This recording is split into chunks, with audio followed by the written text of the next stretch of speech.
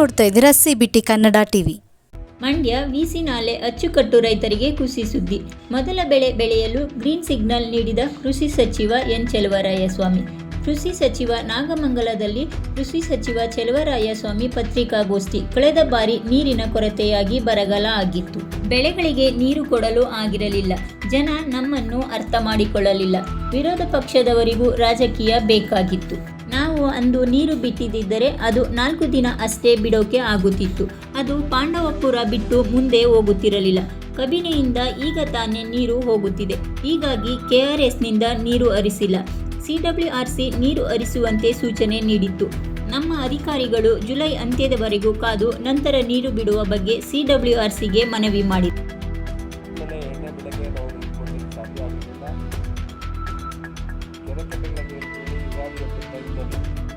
ನಾವು ನೀರನ್ನು ಏನು ಬಿಟ್ಟಿದ್ದು ಅವಾಗ ಒಂದು 5 ದಿವಸ ಹೆಚ್ಚಾಗಿತ್ತು. ನೀರಿನ ತುಂಬಿಸುವಂಥ ಕೆಲಸನೂ ಮಾಡಿದ್ದು. ಅದಾದಮೇಲೆ ನಾವು ನೀರನ್ನು ಬಿಡಲಿಕ್ಕೆ ಕುಡಿಯೋ ನೀರಿಗೆ ಮತ್ತು ಸಮಸ್ಯೆ ಇದ್ದಿದ್ದರಿಂದ ಮಳೆನೂ ಆಗದೇ ಇದ್ದಿದ್ದರಿಂದ ಸಂಪೂರ್ಣವಾದಂಥ ನಾವು ನೀರು ಬಿಡಲಿಕ್ಕೆ ಸಾಧ್ಯ ಆಗಿಲ್ಲ. ಸೊ ಆ ಟೈಮ್ನಲ್ಲಿ ಭಾಳ ಹಿಂದೆಲೇ ಮಂಜೂರಾಗಿದ್ದಂಥ ಒಂದು ಮಾಡರ್ನೈಸೇಷನ್ ಮೇನ್ ಕೆನಾಲ್ ನಾಗೇಗೌಡರು ಕಾಲದಲ್ಲಿ 132 ವರ್ಷ ಡ್ಯಾಮ್ ಆದಮೇಲೆ ನಾಗೇಗೌಡರ ಕಾಲದಲ್ಲಿ ಅಲ್ಲಲ್ಲೇ ಒಂದಷ್ಟು ಮಾಡರ್ನೈಸೇಷನ್ ಆಗಿತ್ತು. ಡ್ಯಾಮೇಜ್ ಆಗಿತ್ತು ಕಡೆ ಪರಿಪೂರ್ಣವಾಗಿ ಆಗಿರಲಿಲ್ಲ. ಅದಾದ ನಂತರ first time 46 kilometre main canal ಸಂಪೂರ್ಣವಾಗಿ ಮಾಡರ್ನೈಸೇಷನ್ಗೆ ಒಂದು ಮಂಜೂರಾಗಿತ್ತು. ಅದನ್ನು ನಾವು ಮಾಡಿದ್ರು. ನಮ್ಮ ರಾಜ್ಯದ ಜನನೂ ನಮ್ಮ ಜಿಲ್ಲೆ ಜನನೂ ಅರ್ಥ ಮಾಡ್ಕೊಳ್ಳಿಲ್ಲ. ವಿರೋಧ ಪಕ್ಷದವರು ಸಹ ಅವ್ರಿಗೆ ಜಿಲ್ಲೆಯ ಜನರು ಭವಿಷ್ಯಕ್ಕಿಂತ ಅವರ ರಾಜಕೀಯ ಲಾಭ ಭಾಳ ಮುಖ್ಯವಾಗಿದೆ. ಪ್ರಜಾಪ್ರಭುತ್ವ ವ್ಯವಸ್ಥೆಯಲ್ಲಿ ನಾವು ಇದನ್ನೆಲ್ಲ ನೋಡಿದ್ದೀವಿ, ಕೇಳಿದ್ದೀವಿ. ಇದನ್ನು ನಾವು ಮುಂದೆನೂ ಸಹ ಇದನ್ನೆಲ್ಲ ಅನಿವಾರ್ಯ. ಸಾರ್ವಜನಿಕರು ಒಂದೊಂದು ಬಾರಿ ಅವರಿಗೆ ಅರ್ಥ ಮಾಡ್ಕೊಳ್ಳೋದ್ರಲ್ಲಿ ವ್ಯತ್ಯಾಸ ಆಗುತ್ತೋ ಅಥವಾ ಇಲ್ಲ ಯಾರನ್ನೋ ಅವ್ರು ನೆಂದಿರೋರು ಸುಳ್ಳು ಹೇಳಿದ್ರು ಕೇಳ್ತಾರೋ ಇದೇನೇನು ಮಾಡಲಿಕ್ಕಾಗಲ್ಲ. ನಾವು ಯಾಕೆ ನೀವು ಈ ಥರ ಅರ್ಥ ಮಾಡ್ಕೊತೀರ ಅಂತ ನಾವು ಕೇಳಲಿಕ್ಕಾಗಲ್ಲ. ಅವತ್ತು ಏನಾದರೂ ನಾವು ನೀರನ್ನು ಒತ್ತಡದ ಮೇಲೆ ಬಿಟ್ಟಿದ್ದು 1 ವಾರ 4 ದಿವಸದ ಮೇಲೆ ನೀರು ಬಿಡೋಕ್ಕಾಗ್ತಿರ್ಲಿಲ್ಲ. ಆ ನೀರು ಪಾಂಡವಪುರ ಬಿಟ್ಟು ಮುಂದೆ ಹೋಗ್ತಿರ್ಲಿಲ್ಲ.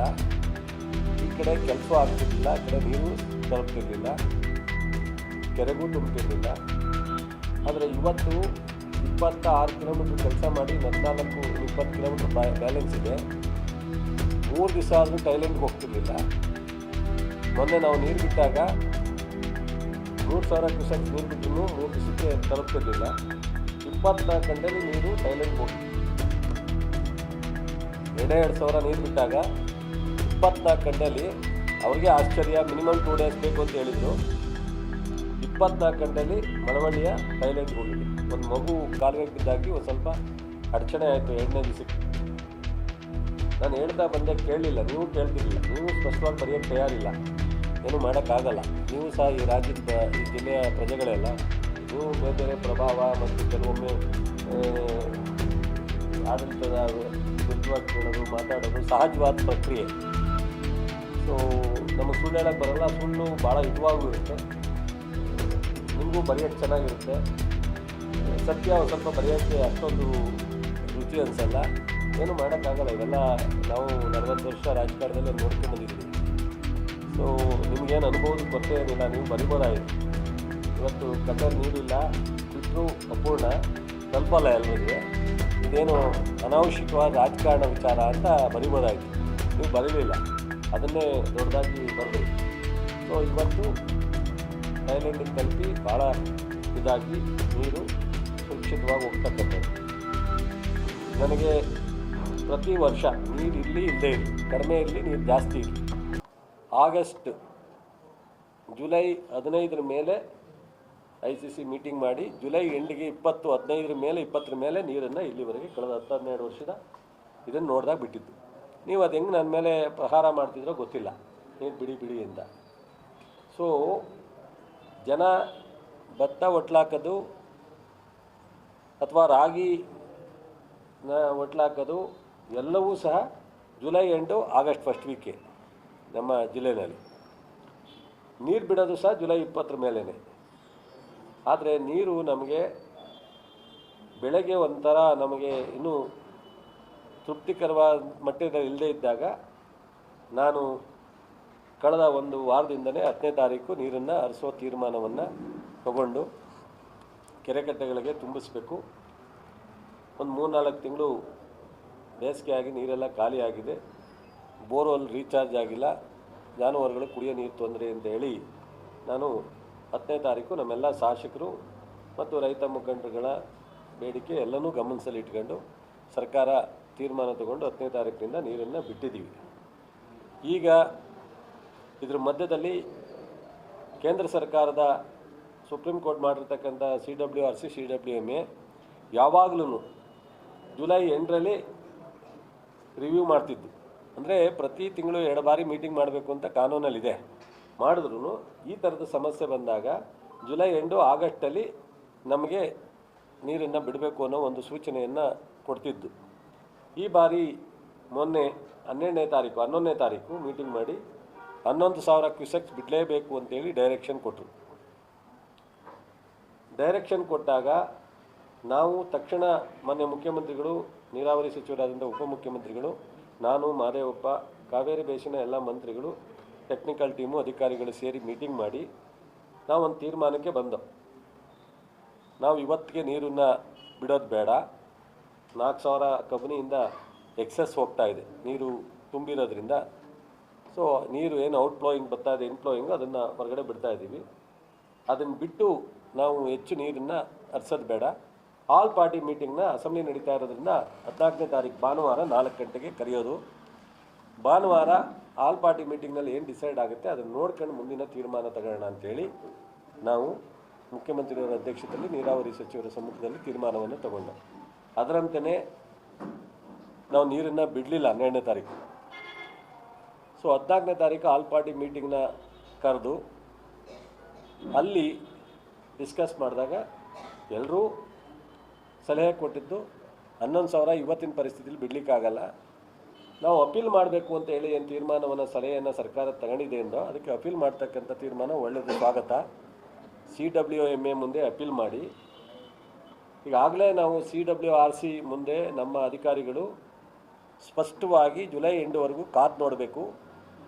ಹಿಂದಿನ ಅನೇಕ ವರ್ಷಗಳ ಮಾಹಿತಿ ಪ್ರಕಾರ ಜುಲೈನಲ್ಲಿ ಸಾಕಷ್ಟು ಕೊನೆಯಲ್ಲಿ ಮಳೆ ಬರ್ತಕ್ಕಂಥ ಅವಕಾಶಗಳಿದೆ. ಸೊ ಅದರಿಂದ ಜುಲೈ 8ವರೆಗೂ ಕಾದಿ ನಮಗೆ ಆಮೇಲೆ ನೀವೇನಾದ್ರು ರಿವ್ಯೂ ಮಾಡಿದ್ರೆ ಸೊ ಏನಾದರೂ ತೀರ್ಮಾನ ಮಾಡಲಿಕ್ಕೆ ಅನುಕೂಲ ಆಗುತ್ತೆ ಅನ್ನೋದನ್ನ ನಮ್ಮ ಅಧಿಕಾರಿಗಳು ಸ್ಪಷ್ಟವಾಗಿ ಹೇಳಿದರು. ಆದರೆ ಹೊರಗಡೆ ವಿರೋಧ ಪಕ್ಷದವರು ಸರಿಯಾಗಿ ಸಮರ್ಥನೆ ಮಾಡ್ಕೊಂಡಿಲ್ಲ, ಸರಿಯಾಗಿ ವಾದ ಮಂಡನೆ ಮಾಡಿಲ್ಲ, ರೈಟಿಂಗ್ನಲ್ಲಿ ಕೊಟ್ಟಿದ್ದಾರೆ, ಆರ್ಗ್ಯುಮೆಂಟ್ನಲ್ಲಿ ಭಾಗವಹಿಸಿದ್ದಾರೆ, ಅದೆಲ್ಲ ದಾಖಲೆ ಇದ್ರೂ ಸಹ ಹಿಂಗೆ ಮಾತಾಡ್ತಾರೆ. ಇದಕ್ಕೆ ವಿಪರ್ಯಾಸ ಅನ್ಬೇಕಟ್ಟವೇನೆ ಏನು ಮಾತಾಡಲಿಕ್ಕಾಗುತ್ತೆ. ಸೊ ಕೊನೆಗೆ ಅವರು ಅಷ್ಟೆಲ್ಲ ವಾದ ಮಾಡಿದ್ರು ಸಹ 11,000 ಬಿಡಕ್ಕೆ ಕೊಟ್ಟಿದ್ದರು. ನಾವು ಆಲ್ ಪಾರ್ಟಿ ಮೀಟಿಂಗ್ನಲ್ಲಿ 7-8 ಸಾವಿರನಾರು ಕೊಡಬೇಕು ಅಂತೇಳಿ ಒಂದು ತೀರ್ಮಾನಕ್ಕೆ ಹೋಯ್ತು. ಒಬ್ಬರೋ ಇಬ್ಬರೋ ನೀರು ಬಿಡೋದು ಬೇಡ ಅಂದರು. ಕೆಲವರು ಅಪೀಲ್ ಹೋಗಬೇಕು ಅಂದರೆ ಬಿಟ್ಟರೆ ಒಳ್ಳೆಯದು ಅಂತ ಕಾನೂನಿನ ಚೌಕಟ್ಟಿನಲ್ಲಿ ಕಾನೂನಿನ ಸಲಹೆಗಾರರು ಹೇಳಿದ್ರು, ಕೆಲವರು ಶಾಸಕರುಗಳಿಗೂ ಹೇಳಿದ್ರು. ಸ್ವಲ್ಪ ಬಿಟ್ಟಂಗೆ ಬಿಟ್ಟು ಪರಿಪೂರ್ಣವಾಗಿ ಬಿಡದಲ್ಲೇ ನಾವು ಅವ್ರ ಮುಂದೆ ಅಪೀಲ್ ಆಗ್ತಕ್ಕಂಥ ಸೂಕ್ತ ಅಂತ ಕೆಲವರು ಅಭಿಪ್ರಾಯ ಬಂತು. ಅದಕ್ಕೆ ಮಾನ್ಯ ಮುಖ್ಯಮಂತ್ರಿಗಳು 7-8 ಸಾವಿರ ಬಿಟ್ಟು ನಾವು ನೋಡೋಣ ಅನ್ನೋ ಒಂದು ತೀರ್ಮಾನಕ್ಕೆ ಬಂದರು. ನಾವು ಮೀಟಿಂಗಲ್ಲಿ ಕೂತಿದ್ದಂಗೆ ಅವತ್ತೇ 19,000 ಕ್ಯೂಸೆಕ್ಸು ಸೊ ಕಬಿನಿಯಿಂದ ಹೋಗ್ತಾಯಿತ್ತು. ನಾವು ಮೀಟಿಂಗ್ 4 ಗಂಟೆಗೆ ಕೂಡಿದ್ದು, ಬೆಳಗ್ಗೆ 7 ಗಂಟೆಗೆ 19,000 ಕ್ಯೂಸೆಕ್ಸು ಕಬಿನಿಯಿಂದ ಹೋಗ್ತಿತ್ತು. ಅಲ್ಲಿಗೆ ನಾವು ಸೊ 8,000 ಬಿಡೋ ಪ್ರಶ್ನೆನೂ ಇಲ್ಲ, 11,000 ಬಿಡೋ ಪ್ರಶ್ನೆನೂ ಇಲ್ಲ, ನೀರು ಹಿಡಿದು ಕೊಟ್ಕೊಳ್ಳೋಕ್ಕೂ ಆಗ್ತಿರಲಿಲ್ಲ. ಕಬಿನಿನಲ್ಲಿ ಸಂಪೂರ್ಣವಾಗಿ 19,000 ಹೋಗ್ತಾಯಿತ್ತು. ಅದರ ತೀರ್ಮಾನ ಡಿಸ್ಕಷನ್ನು ಆ ರೀತಿ ಆಯ್ತು ಅಷ್ಟೇ. ಅದಾದಮೇಲೆ 13,000ಕ್ಕೆ ಬಂತು ಸಾಯಂಕಾಲ. ಅದಾದಮೇಲೆ ತಿರ್ಗಿ ಮತ್ತೆ 20,000ಕ್ಕೆ ಹೋಯ್ತು, ಮತ್ತು 30,000ಕ್ಕೆ ಹೋಯ್ತು. ಇವತ್ತು ಕಬಿನಿಯಿಂದ 30,000 ಕ್ಯೂಸೆಕ್ಸು ತಮಿಳುನಾಡಿಗೆ ಎಕ್ಸಸ್ ನೀರು ಡ್ಯಾಮ್ ತುಂಬಿ ಹೋಗ್ತಾ ಇದೆ. ಕಬಿನಿ 1ರಿಂದನೇ 30,000 ಕ್ಯೂಸೆಕ್ಸ್ ಹೋಗ್ತಾ ಇದೆ. ಇನ್ನು ಆರಂಗಿ ತುಂಬಿ ನಿನ್ನೆ ಎಲ್ಲ 20,000 ಬಂದಿತ್ತು, 10,000 ಬಂದಿತ್ತು, ಇವತ್ತು 5,000 ಬರ್ತಾ ಇದೆ ನಮ್ಮ KRSಗೆ. ಹೇಮಾವತಿನೂ ಸಹ ಹತ್ತತ್ರ ತುಂಬುವಂಥ ಹತ್ತತ್ರ ಇದೆ, ಅದೂ ಸಹ ಸಾಕಷ್ಟು ನೀರು ಇನ್ಫ್ಲೋಯಿಂಗ್ ಬರ್ತಾ ಇದೆ. KRS 1ಕ್ಕೆ ಭಾಗಮಂಡಲದಿಂದ ಕಾವೇರಿ ಪ್ರದೇಶದಿಂದ 40,000 ಕ್ಯೂಸೆಕ್ಸು ಅಲ್ಲಿ ಬರ್ತಾ ಇದೆ. ಅದೊಂದು ಸ್ವಲ್ಪ ಒಂದು 5-6 ಸಾವಿರ ವೇರಿಯೇಷನ್ ಆಗಿದೆ ಇವತ್ತು. ಸೊ ಕಬಿನಿ ಇದು ಆರಂಗಿಯಿಂದ 5,000 ಬರ್ತಾಯಿದೆ. ಒಟ್ಟು 35,000 ಇವತ್ತು ಸಹ ಬರ್ತಾಯಿದೆ.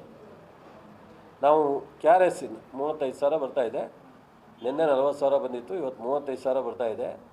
ಸೊ ನಾವು KRS ತಮಿಳುನಾಡಿಗೆ ಬಿಡೋವಂಥ ಪ್ರಶ್ನೆ ಇಲ್ಲ. ಇನ್ನೂ ಅಲ್ಲೇ ಜಾಸ್ತಿ ಹೋಗ್ತಾ ಇರೋದ್ರಿಂದ ಕಬಿನಿನಲ್ಲಿ, ಜೊತೆಗೆ ನಾವು ಇಲ್ಲಿನ್ನೂ ತುಂಬದೇ ಇರೋದ್ರಿಂದ ನಾವಿಲ್ಲಿ KRS ನೀರನ್ನು ಬಿಡೋವಂಥ ಪ್ರಶ್ನೆ ಬಂದಿಲ್ಲ. ಎಲ್ಲಿಂದ ಬಿಟ್ಟರು ತಮಿಳುನಾಡಿಗೆ ಅಕೌಂಟ್ ಅಲ್ಲೇ ಆಗೋದ್ರಿಂದ ಕಬಿನಿಯಿಂದ ಹೋಗ್ತಾ ಇರೋದ್ರಿಂದ ನಾವು ಆ ಥರದ ಸಮಸ್ಯೆ ನಮ್ಮ ಮುಂದೆ ಇಲ್ಲ. ಈಗ 35,000 ಏನು ಕ್ಯೂಸೆಕ್ಸ್ ಬರ್ತಾ ಇದೆ, ಇವತ್ತು 111.5 ಅಡಿ ಮುಟ್ಟಿದೆ. ಈಗ 4 ಗಂಟೆ ಟೈಮ್ಗೆ 111.5 ಅಡಿ ಮುಟ್ಟಿದೆ. ಬಹುತೇಕ ಈಗ ನಾವೇನು ಬರ್ತಾಯಿದೆ ನೀರು, ಮಳೆ ಏನು ಆಗ್ತಾಯಿದೆ ಮಡಿಕೇರಿನಲ್ಲಿ, ಅದು ಆಧಾರಿತವಾಗಿ ನಾವು ಹೇಳೋದಾದರೆ 115 ಅಡಿ ಮುಟ್ಲಿಕ್ಕೆ ಏನು ತೊಂದರೆ ಇಲ್ಲ. ಅಥವಾ ನಾಳೆ ನಾಡಿದ್ದು ಏನಾದರೂ ನೀರು ಮಳೆ ಸ್ಟಾಪ್ ಆದರೆ 115 ಅಡಿಗೆ ನಿಲ್ಲಬಹುದು. ಆಮೇಲೆ ಮತ್ತೆ ಈ ಥರದ ಸಿಚುವೇಷನ್ 1 or 2 ಡೇಸಲ್ಲೋ 1 ವೀಕಲ್ಲೋ ಮತ್ತೆ ಒಂದು ವಾರ ಮಳೆ ಬಂದರೆ ಮತ್ತೆ ಜಾಸ್ತಿಯಾಗಿ 124 ಅಡಿನೂ ತುಂಬುವಂಥ ಅವಕಾಶಗಳು ಹೆಚ್ಚಿದೆ. ಈ ಎಲ್ಲ ಹಿನ್ನೆಲೆಯಲ್ಲಿ ನಾವು ನಾಳೆ ಏನಾಗುತ್ತೆ ಅಂತ ನಾವು ಇವತ್ತೇ ಪ್ರಿಡಿಕ್ಟ್ ಮಾಡೋಕ್ಕಾಗಲ್ಲ. ಪ್ರಿಡಿಕ್ಟ್ ಮಾಡಿ ನಾವು ಹೇಳ್ಬೋದು, ಬಟ್ ಆದರೆ ಅದರ ಆಗುಹೋಗುಗಳನ್ನು ಸಹ ನಾವು ಯೋಚನೆ ಮಾಡಬೇಕಾಗಿದೆ. ಅದಕ್ಕೋಸ್ಕರ ಇವತ್ತಿಗೆ ಮೊದಲನೇ ಬೆಳೆ ಬೆಳೀಲಿಕ್ಕೆ ಯಾವುದೇ ತೊಂದರೆ ಇಲ್ಲ. ಮೊದಲನೇ ಬೆಳೆಯನ್ನು ಭತ್ತ ರಾಗಿಯನ್ನು ಬೆಳೀಲಿಕ್ಕೆ ಯಾವುದೇ ತೊಂದರೆ ಇಲ್ಲ. VC ಅಚ್ಚುಕಟ್ಟಿನಲ್ಲಿ KRS ಬೈಲ್ನಲ್ಲಿ ಮೊದಲನೇ ಬೆಳೆನ ಒಟ್ಲ ಹಾಕಲಿಕ್ಕೆ ಯಾವುದೇ ತೊಂದರೆ ಇಲ್ಲ. ಸೊ ನಾವು ನಮ್ಮ ಜಿಲ್ಲಾ ಆಡಳಿತಕ್ಕೆ, ಅಗ್ರಿಕಲ್ಚರ್ ಡಿಪಾರ್ಟ್ಮೆಂಟ್ಗೆ, ಕೃಷಿ ಇಲಾಖೆ ಅಧಿಕಾರಿಗಳಿಗೆ ಸಂಪೂರ್ಣವಾಗಿ ಬಿತ್ತನೆ ಬೀಜವನ್ನು ವಿತರಣೆ ಮಾಡಲಿಕ್ಕೆ ನಾಳೆಯಿಂದಲೇ ಸೂಚನೆಯನ್ನು ನಾನು ಕೊಟ್ಟಿದ್ದೀನಿ. ನಮ್ಮ ಜಿಲ್ಲಾಧಿಕಾರಿಗಳಿಗೂ ಸಹ ಸೂಕ್ಷ್ಮವಾಗಿ ಇದನ್ನು ಎಲ್ಲ ಕಡೆ ಮಾನಿಟ್ರ್ ಮಾಡಬೇಕು ಅಂತ ಹೇಳಿದ್ದೀನಿ. ಸೊಸೈಟಿಗಳ ಮೂಲಕ 78 ಸೊಸೈಟಿನಲ್ಲಿ ಎಲ್ಲ ಬಿತ್ತನೆ ಬೀಜ ಸಿಗುತ್ತೆ. RSK 31 RSKಗಳಲ್ಲಿ ಸಿಗುತ್ತೆ. 109 ಇಡೀ ಜಿಲ್ಲೆಯಲ್ಲಿ 7 ತಾಲೂಕಿನಲ್ಲಿ 109 ಕ್ಷೇತ್ರದಲ್ಲಿ ಸ್ಥಳಗಳಲ್ಲಿ ಬಿತ್ತನೆ ಬೀಜ ರಾಗಿ ಮತ್ತು ಭತ್ತ, ಮುಸ್ಕಿನ ಜೋಳ ಸಿಗುತ್ತೆ. ನಮಗೆ ಈಗ ನಮ್ಮ ಗುರಿ ಏನಿದೆ, ಆ ಗುರಿ ಈಗ 9,996 ಕ್ವಿಂಟಾಲ್ ಬೇಕು ಅಂತೇಳಿ ಗುರಿ ಇದೆ. ರಾಗಿ 985 ಕ್ವಿಂಟಾಲು ಅಂತಿದೆ. ಮುಸ್ಕಿನ ಜೋಳ 126 ಕ್ವಿಂಟಾಲು ಅಂತಿದೆ. ಅದಕ್ಕಿಂತ ಹೆಚ್ಚು ದಾಸ್ತಾನು ನಮ್ಮಲ್ಲಿದೆ. ಸೊ ಇನ್ನೂ ಹೆಚ್ಚು ಬೇಕಾದ್ರೂ ನಾವು ಕಳಿಸ್ಕೊಡೋದಕ್ಕೆ ಇಲಾಖೆ ಬದ್ಧವಾಗಿದೆ. ಬಿತ್ತನೆ ಬೀಜಕ್ಕೆ ಯಾವುದೇ ಕೊರತೆ ಇಲ್ಲ ಮತ್ತು ಗೊಬ್ಬರದ ಕೊರತೆ ಇಲ್ಲ. ಈ ಜಿಲ್ಲೆಯಲ್ಲಿ ಈ ಮುಂಗಾರಿನ ಇವತ್ತಿಗೆ ಬೇಕಾಗ್ತಕ್ಕಂಥ ಎಲ್ಲ ಥರದ ಕೃಷಿ ಇಲಾಖೆಯ ಸರಬರಾಜು ಮಾಡಲಿಕ್ಕೆ ನಾವು ತಯಾರಿದ್ದೀವಿ. ಜನನೂ ಸಹ ಇವತ್ತಿಗೆ ನಾನು ಕಟ್ಟು ನೀರು ಅನ್ನೋ ಒಂದು ತೀರ್ಮಾನಕ್ಕೆ ನಾನು ಎಲ್ಲ ಶಾಸಕರ ಜೊತೆ ಅಧಿಕಾರಿಗಳ ಜೊತೆ ಮಾತಾಡಿ ತೀರ್ಮಾನಕ್ಕೆ ಬಂದಿದ್ದೀನಿ. ಸೊ ನಾವು ಇವತ್ತೇನು ನೀರು ಬಿಟ್ಟಿದ್ದೀವಿ ಅದು ಕೆರೆ ಕಟ್ಟೆಗಳಿಗೆ ಅಂತಲೇ ಬಿಟ್ಟಿದ್ದೀವಿ. ಮುಂದಿನ ದಿನದಲ್ಲಿ ನಾವು ಅದನ್ನು ಮುಂದುವರಿಸ್ಕೊಂಡು ಒಟ್ಲ ಹಾಕಲಿಕ್ಕೆ ಜನ ತಯಾರು ಮಾಡ್ಕೊಳ್ಳಿ, ಅದಕ್ಕೆ ನಾವು ನೀರು ಬಿಡಲಿಕ್ಕೆ ತಯಾರಿದ್ದೀವಿ. ಅದರದ್ದೇನು ತೊಂದರೆ ಇಲ್ಲ. ಆದರೆ 15 ದಿವಸ ಬಿಟ್ಟು 10 ದಿವಸ ನಿಲ್ಲಿಸೋದೋ 8 ದಿವಸ ನಿಲ್ಲಿಸೋದೋ ತೀರ್ಮಾನ ಮಾಡ್ತೀವಿ. ಅದು ಕಟ್ಟು ನೀರನ್ನು ಈ ಬೆಳೆ ಬೆಳೀಲಿಕ್ಕೆ, ಮೊದಲನೇ ಒಂದು ಬೆಳೆ ಬೆಳೀಲಿಕ್ಕೆ ಯಾವುದೂ ತೊಂದರೆ ಇಲ್ಲ. ನಮ್ಮ ಜಿಲ್ಲೆಯ VC ಅಚ್ಚುಕಟ್ಟಿನ ಪ್ರದೇಶದ ಎಲ್ಲ ರೈತರಿಗೂ ನಾನು ಹಾಕಲಿಕ್ಕೆ ತೊಂದರೆ ಇಲ್ಲ ಅನ್ನೋದನ್ನು ನಾನು ತಿಳಿಸ್ಲಿಕ್ಕೆ ಇಚ್ಛೆಪಡ್ತೀನಿ. ಸೊ ಬೈ ಚಾನ್ಸ್ ನಮಗೆ ಇನ್ನೊಂದು ವಾರ 10 ದಿವಸದಲ್ಲಿ ಇದೇ ಥರ ಮಳೆ ಬಿದ್ದು ಚೆನ್ನಾಗಿ ಬಂದು 124 ಬಂದರೆ ಸೊ ಎರಡನೇ ಬೆಳೆಗೂ ಆಗುತ್ತೆ. ಕೊಬ್ಬನ್ನು ಸಹ ಸ್ಟ್ಯಾಂಡಿಂಗ್ ಕ್ರಾಪ್ ಅಲ್ಲದೆ ಹೊಸ ಕೊಬ್ಬನ್ನು ಹಾಕ್ಲಿಕ್ಕೆ ತೊಂದರೆ ಆಗಲ್ಲ. ಬಟ್ ಇವತ್ತು ನಾನು ಅಧಿಕೃತವಾಗಿ 115 ಅಡಿ ಅಷ್ಟೇ ನಾವು ಎಕ್ಸ್ಪೆಕ್ಟ್ ಮಾಡಿರೋದ್ರಿಂದ ನಾನು ಘೋಷಣೆ ಮಾಡಲಿಕ್ಕೆ ಸಾಧ್ಯ ಆಗ್ತಾಯಿಲ್ಲ. ಒಂದು ಮುಂಗಾರಿನ ಒಂದು ಬೆಳೆಗೆ ಯಾವುದೇ ತೊಂದರೆ ಇಲ್ಲ, ಕಟ್ಟು ನೀರನ್ನು ನಾವು ಕೊಡ್ತೀವಿ. ಸೊ ಮುಂದುವರೆದು ಸಂಪೂರ್ಣವಾಗಿ ಡ್ಯಾಮ್ ಫಿಲಪ್ ಆದರೆ ಆ್ಯಸ್ ಯೂಸ್ವಲಿ ಸಂಪೂರ್ಣವಾದಂಥ ನೀರು ಬಳಕೆ ಮಾಡ್ಕೊಳ್ಳಿಕ್ಕೆ ನಮಗೆ ಆಗುತ್ತೆ. ಇದು ನಾವು ಮೊನ್ನೆ ICC ಮೀಟಿಂಗ್ನಲ್ಲಿ ಮುಂದುವರೆದು ನಾನು ಹೇಳ್ತೀನಿ ಅಂತಲೂ ಹೇಳಿದ್ದೆ. ಸೊ ಅವತ್ತುವರೆಗೆ ಕುಡಿಯೋ ನೀರಿಗೆ ಅಂತ ಇವತ್ತು ರ್ಯಾಟಿಫಿಕೇಷನ್ ಮಾಡ್ಕೋತೀವಿ. ನಾನು ಎಲ್ಲ ಶಾಸಕರ ಜೊತೆ ಅಧಿಕಾರಿಗಳ ಜೊತೆ ಮಾತನಾಡಿದ್ದೀನಿ, ರೈತ ಮುಖಂಡರ ಜೊತೆ ಮಾತಾಡಿದ್ದೀನಿ. ಈ ಒಂದು ತೀರ್ಮಾನವನ್ನು ನಿಮ್ಮ ಮೂಲಕ ಇಡೀ ಜಿಲ್ಲೆಯ VC ಅಚ್ಚುಕಟ್ಟಿನ ಜನಕ್ಕೆ ತಿಳಿಸ್ಬೇಕು ಅನ್ನೋಕ್ಕೋಸ್ಕರನೇ ನಾನು ಇವತ್ತು ನಾಳೆ ಅಸೆಂಬ್ಲಿ ಇರೋದ್ರಿಂದ ನಾನು ಮಂಡ್ಯಕ್ಕೆ ಬರಲಿಕ್ಕಾಗಲ್ಲ. ಮತ್ತು ಇವತ್ತು ನಾನು ಬೆಂಗಳೂರಿನಲ್ಲಿ ಹೇಳೋದಕ್ಕಿಂತ ನಿಮ್ಮ ಮೂಲಕನೇ ಜಿಲ್ಲೆ ಜನಕ್ಕೆ ತಿಳಿಸ್ಬೇಕು ಅನ್ನೋ ಒಂದು ತೀರ್ಮಾನದಿಂದ ನಾನು ಇವತ್ತು ರಜಾ ಇದ್ದರೂ ನಿಮ್ಮನ್ನೆಲ್ಲ ತೊಂದರೆ ಕೊಟ್ಟು ನಾಗಮಂಗಲಕ್ಕೆ ರಿಕ್ವೆಸ್ಟ್ ಮಾಡಿದೆ. ನೀವೆಲ್ಲ ಬಂದಿದ್ದು ಒಳ್ಳೆಯದಾಯಿತು. ಈ ಒಂದು ಇದನ್ನು ನಾವು ರೈತರಿಗೆ ಒಂದು ಒಳ್ಳೆಯ ಸಿಹಿ ಸುದ್ದಿ ಅಂತ ಅನ್ಕೋತೀನಿ. ಮತ್ತು ಇನ್ನೂ ಒಂದು ಏನು 10 ಅಡಿ ನಮಗೆ ಅವಶ್ಯಕತೆ ಇದೆ ಅಷ್ಟು ತುಂಬಲಿ ಅಂತೇಳಿ ಆ ದೇವರಲ್ಲಿ ನಾನು ಪ್ರಾರ್ಥಿಸ್ಕೊತೀನಿ.